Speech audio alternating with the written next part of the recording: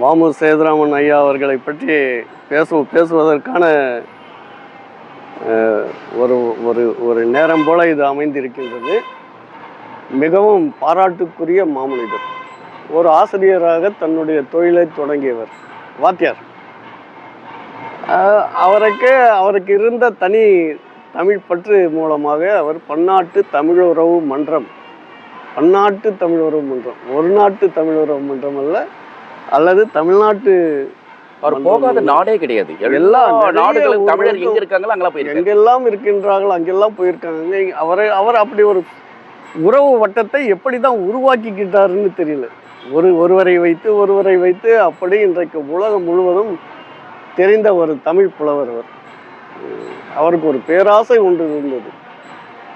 எப்படியாவது நாம் நிறைய நூல்களை எழுதியிருக்கிறோம், நிறைய 50 காப்பியங்களை போல எழுதியிருக்கோம், ஒரு காப்பிய நூல் எழுதியிருக்கோம், அதற்கு நமக்கு ஒரு நோபல் பரிசு வாங்கிடணும் அப்படின்னு ஒரு பெரிய ஆசை. தமிழறிந்தார் சாவதில்லை என்ற ஒரு ஒரு வழக்கம் உண்டு. தமிழ் படித்தான் சாவதில்லை. அப்படி தமிழ் படித்த அவருடைய வாழ்க்கையில இறுதி நாள் வரைக்கும் பேசிக்கிட்டே இருந்தார்.